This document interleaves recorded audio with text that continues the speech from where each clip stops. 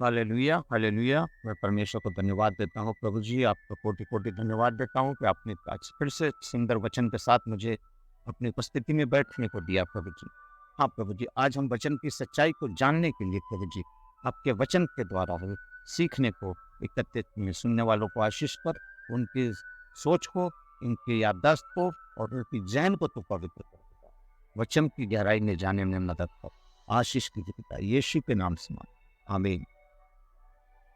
मैं पिता परमेश्वर को धन्यवाद देता हूँ कि आज उसने एक अति सुंदर ही विषय हमें दिया है, जिसको हम यूँ कह सकते हो, जिसका हमारा विषय का नाम है, क्या ऑर्डिनेशन प्राप्त किया हुआ व्यक्ति ही पुल्पिट पे प्रचार कर सकता है?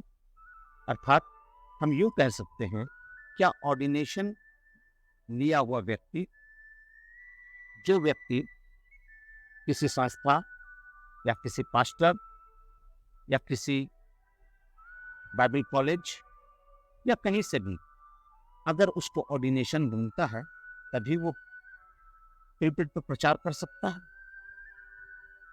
ये प्रश्न आज कलीसियाओं में एक विवाद और राजनीति करने का विषय बन गया है। कुछ ऐसे मूर्ख और हेकड़ीबाज लोग हैं जो कलीसियाओं के अंदर होते हैं। वह मानते हैं कि केवल ऑर्डिनेशन प्राप्त किया हुआ व्यक्ति ही पुल्पिट पे प्रचार कर सकता है। मैं व्यक्तिगत रूप से ऐसी कलीसियाओं एवं एवं पास्टरों को जानता हूँ, जो ऑर्डिनेशन को केवल अच्छा खासा बवाल मचाते हैं। कई कलीसियाओं में मूर्ख ईसाई समुदाय के डीकनों तथा पुल्पिट पे प्रचार करने वाले लोग, यहाँ तक कि कुछ पास्टर अपनी हेंकड़ी दिखाने के लिए बड़े से बड़े वक्ता को भी मजबूर करते हैं कि वो छोटे पुल्पिट से प्रचार करें, क्योंकि वो ऑर्डिनेशन प्राप्त नहीं किए हैं। परंतु ये शिक्षा बाइबल में कहीं भी नहीं दी गई है। अगर एक व्यक्ति का ऑर्डिनेशन नहीं हुआ है, अगर उसको परमेश्वर का आत्मा सिखाता है, परमेश्वर का आत्मा उसको खड़ा करता है, तो ये जायज है कि वो प्रभु के नाम से कहीं पर भी खड़ा होकर प्रभु की वचन को सुनाने के लिए वचनबद्ध है। बाइबल स्पष्ट रूप से कहती है कि प्रत्येक विश्वासी को यह अधिकार प्राप्त है कि वह सीधे परमेश्वर के पास जा सकता है, उससे बात कर सकता है तथा उसके साथ घनिष्ठ संबंध रख सकता है, तथा इन कार्यों के लिए उसे किसी भी मध्यस्थता अर्थात पुराने नियम की याजकीय व्यवस्था की आवश्यकता नहीं, क्योंकि बाइबल समस्त ईसाइयों के लिए राजपद का ऐलान करती है। जब हम पहला पत्रस उसका दूसरा अध्याय उसके 9 पद को पढ़ते हैं, वहां पर लिखा है, पर तुम एक चुने हुए वंश और राजपद अधिकारी याजकों का समाज और पवित्र लोगों और परमेश्वर की निज प्रजा। हालेलुया। प्रियो, आज परमेश्वर के लोगों को इस तरीके से लज्जित किया जाता है, इस तरीके से उनको अपमानित किया जाता है। जब एक व्यक्ति प्रभु यीशु मसीह को ग्रहण करता है और पवित्र आत्मा का अभिषेक पाने के बाद परमेश्वर का वो याजक बन जाता है। बाइबल घोषणा करती है कि प्रकाशित वाक्य उसका 5 का 9 और 10 पद में इसलिए इस तरीके से लिखा है। आगे की कुछ शब्दों को रखते हुए आगे हम देखते हैं, तू में बद्ध होकर अपने लहू से हर एक कुल और हर एक भाषा और लोग और जाति में से परमेश्वर के लिए लोगों को मोल लिया है और उन्हें हमारे परमेश्वर के लिए एक राज्य और याजक बना। हालेलुया।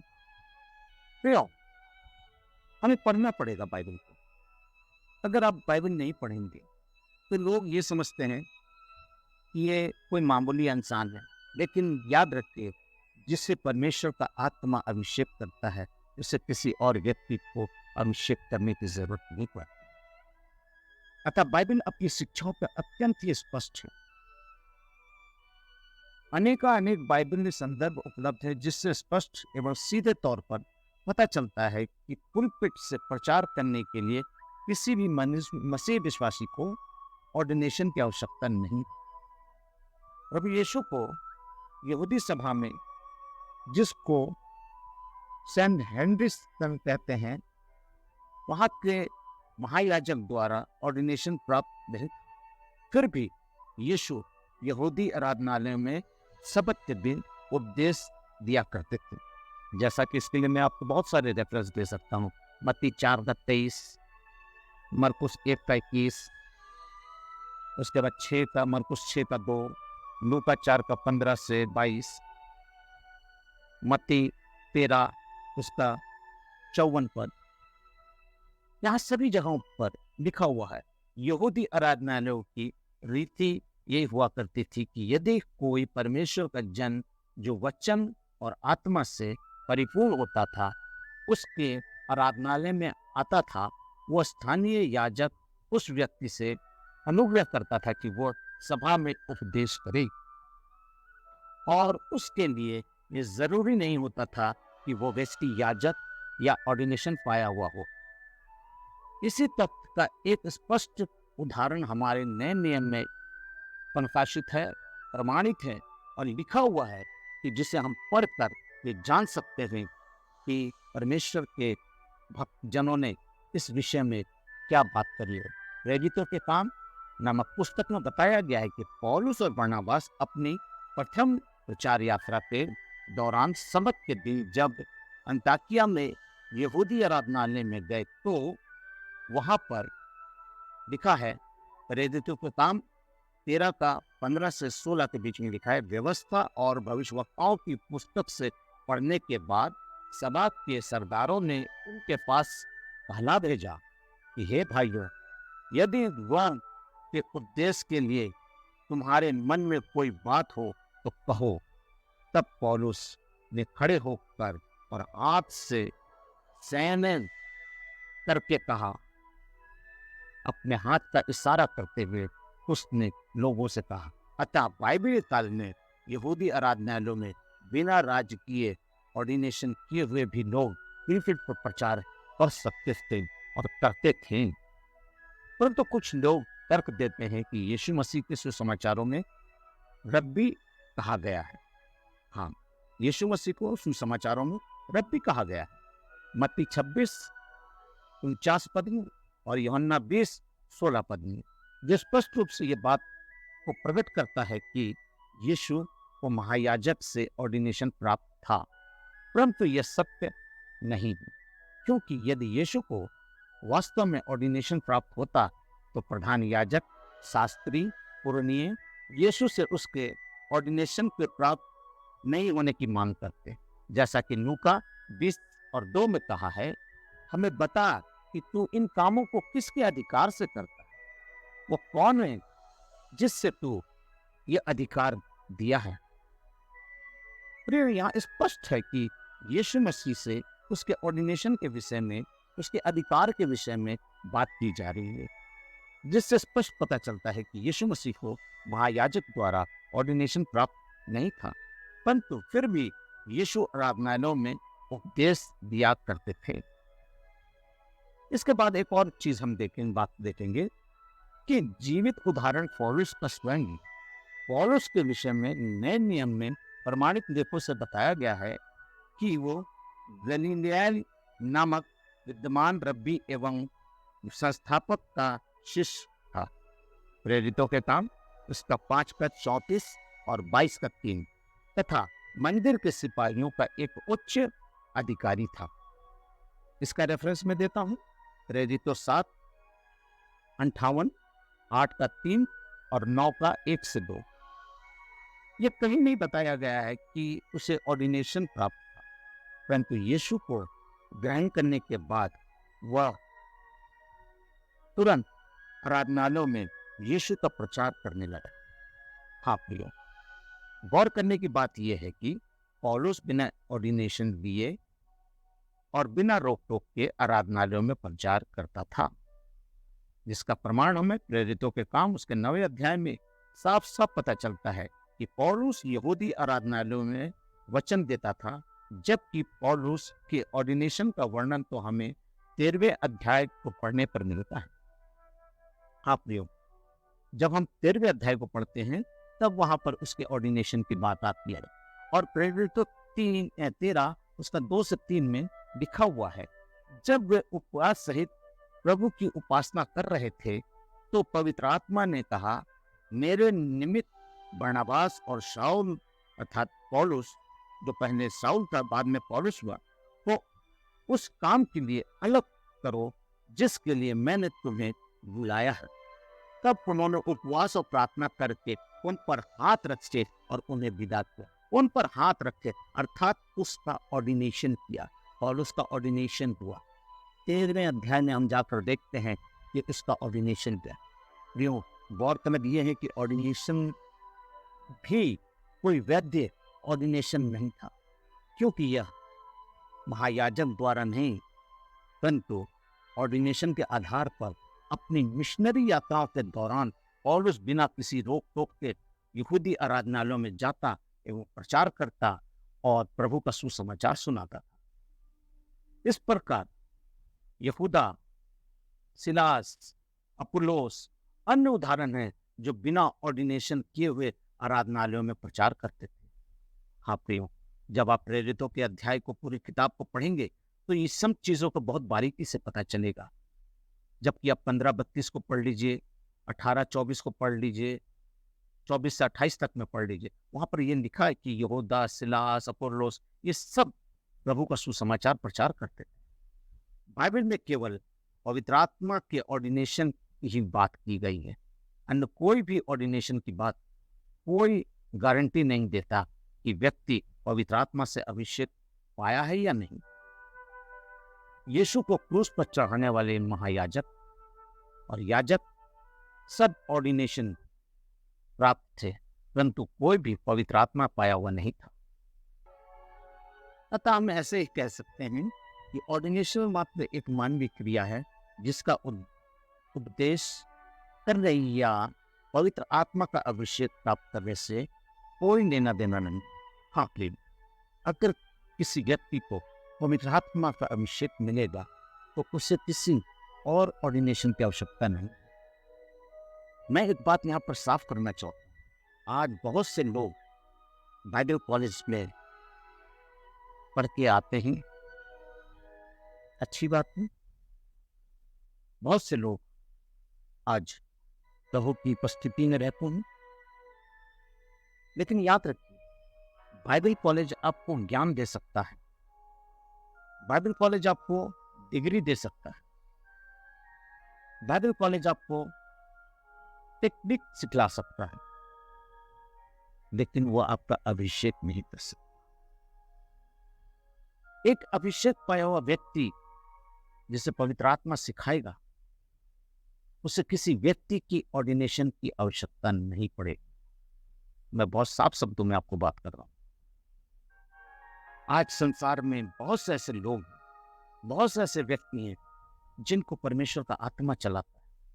ना वो किसी संस्था के हैं, ना वो कोई पास्टर्स हैं, ना कोई ऐसे प्रभु के दास हैं, लेकिन आज उनको पवित्र आत्मा चलाकर इस योग्य बनाया है कि आज वो परमेश्वर की महिमा के लिए जगह जगह जाकर प्रभु का सुसमाचार प्रचार करते हैं। जिसमें से मैं भी एक वही सदस्य हूँ जिसको परमेश्वर का आत्मा सिखाता है। आप ऑर्डिनेशन प्राप्त करना अतः बाइबल के आधार पर यह आवश्यक नहीं कि पुलपिट पर प्रचार करने के लिए उस व्यक्ति का ऑर्डिनेशन प्राप्त किया हुआ होना जरूरी। आज कुछ कलीसियाओं ने यह नियम बना दिया है, या कुछ कलीसियाओं ने अपने मापदंड रख लिए हैं, या कुछ कलीसियाओं ने अपने प्रियों को या अपने बेटों को या अपनी बेटियों को या अपने प्रिया को या यूं कह लीजिए अपने साथ साथ चलने वाले लोगों के लिए वो पुलपिट खोल के रखा है। लेकिन आज किसी और को उस स्थान पर चढ़ने की आवश्यकता नहीं, किसी और को चढ़ने की इजाजत नहीं। क्यों? क्योंकि उनकी सोच इतनी छोटी है कि वो सोचते हैं कि ये ऑर्डिनेशन प्राप्त किया हुआ व्यक्ति नहीं है, इसके लिए परमेश्वर का पुलपिट उचित नहीं है। हाँ प्रिय, ये केवल एक मूर्खता और वचन की अज्ञानता का एक छोटा सा, बहुत ही घटिया और ओछा दिमाग की उपज है। ये बाइबल के विरुद्ध किया जाने वाला वो कार्य है, क्योंकि जब बिना पवित्र आत्मा पाया हुआ व्यक्ति पुलपिट से प्रचार कर सकता है, तो पवित्र आत्मा पाया हुआ व्यक्ति बिना मानवीय ऑर्डिनेशन के क्यों नहीं प्रचार कर सकता? हाँ प्रिय, बाइबल के आधार पर स्पष्ट है कि मसीहों को याजकीय कार्य करने की अधिकार प्राप्त हैं। जैसा कि मैंने पहले ही कहा था कि हम सब परमेश्वर के याजक हैं। पहला पत्रस 2:9 और प्रकाशित वाक्य 5:9 से 10 जब आप पढ़ेंगे तो वहां इन बातों का खुलासा आपको कर दिया जाएगा। परंतु यदि इसके बावजूद भी कोई पास्टर जब सदस्य को ऑर्डिनेशन को विवाद का मुद्दा बनाता है, तो वो सीधे तौर पर परमेश्वर की इच्छा का एवं उसकी नई वाचा का विरोध करता है। यीशु ने स्पष्ट रूप से कहा, मत्ती 23 उसका 12वें पद में हम पढ़ते हैं, जो कोई अपने आप को बड़ा बनाएगा वो छोटा किया जाएगा, और जो कोई अपने आप को छोटा बनाएगा वो बड़ा किया जाएगा। हाँ प्रियो, ये कोई ऐसी वस्तु नहीं जिसको हम अपने मन से बांटते फिरें। ये कोई ऐसी चीज नहीं जिसको हम अपने मन से लोगों को देते चले कि लो भाई, ये मेरे तरफ से तुमको मैं हाथ रख दिया, तुम ऑर्डिनेशन पा लिए, पवित्र आत्मा पा लिए, या ये कर दिए। ये आपके घर की खेती नहीं है कि आप जिसको चाहेंगे ऑर्डिनेशन करेंगे और जिसको चाहेंगे आप उसको वंचित करेंगे। परमेश्वर का राज्य सामर्थ्य में है, परमेश्वर का राज्य बातों में नहीं होती हो। आज बहुत से ऐसे लोग हैं, प्रभु के दास, प्रभु के लोग, प्रभु के सेवक, जो बिना ऑर्डिनेशन पाए हुए आज ऐसे ऐसे सामर्थ्य पे काम करते हैं, ऐसे ऐसे वचन से बातें करते हैं, ऐसे ऐसे वचन का ध्यान रखते हैं। तो अच्छे अच्छे लोगों को उनको देखने से आपको ढांप तले के लिए दबानी पड़ेगी। क्योंकि ये कौन करता है? ये कैसे होता है? एक व्यक्ति जब परमेश्वर का आत्मा उस पर आता है, वो खुद ब खुद सारी बातें करने लगता है। आज आपके पास ऐसा मौका है कि आप प्रभु के लिए समर्पित हैं, तो किसी ऑर्डिनेशन की आवश्यकता नहीं, किसी मास्टर की आवश्यकता नहीं, किसी संस्था की आवश्यकता नहीं, किसी पिलपिट की आवश्यकता नहीं। आप प्रभु के लिए खड़े हो जाइए, प्रभु आपको खड़ा करेगा। आप प्रभु के लिए खड़े हो जाइए, प्रभु आपको खड़ा करेगा। प्रियो, संस्था मनुष्य के द्वारा बनाई गई है, लेकिन पवित्र आत्मा सबके लिए है। जबकि परमेश्वर का वचन कहता है यूहन्ना रचित सुसमाचार उसके 14 अध्याय में कि जब वो सत्य का आत्मा आएगा तो सारी बातें तुम्हें बताएगा, सिखाएगा, समझाएगा, जिसे तुम अधूर नहीं समझ सकते। हाँ प्रिय, इनके अंदर पवित्र आत्मा का अभाव है, इनके अंदर पवित्र आत्मा की कमी है, जिसके चलते वो पवित्र आत्मा की इन बातों को अवहेलना करते हैं। ऑर्डिनेशन को एक मुद्दा बनाकर आज प्रभु के उन सेवकों को, उन दासों को, उन लोगों को परमेश्वर के वचन से वंचित रखते हैं, जो आज कलीसियाओं में अति आवश्यक, क्योंकि ये अपनी परंपरा, रीति रिवाज और तरह तरह के मुद्दों को लेकर आज कलीसिया को बेवकूफ बना रहे हैं, नसीबों को बेवकूफ बना रहे हैं और उनके जीवन को नरक की ओर ले जा रहे हैं। हाँ प्रिय, मैं बहुत स्पष्ट शब्दों से ये कह रहा हूँ कि आज कुछ ऐसे मेनलाइन चर्चेस, कुछ पेंटिकॉस्टल चर्चेस, कुछ ऐसी कलीसियाएं हैं जिन्होंने इसको एक बड़ा मुद्दा बनाकर रखा है, जबकि ये मुद्दा और तर्क का कोई विषय ही नहीं। जो प्रभु का दास है वो प्रभु की सेवा करने के लिए वचनबद्ध है। प्रियो, मैं आपसे निवेदन करता हूँ कि आप अपने लिए, अपने पवित्र जीवन के लिए प्रभु को समर्पित हो जाइए।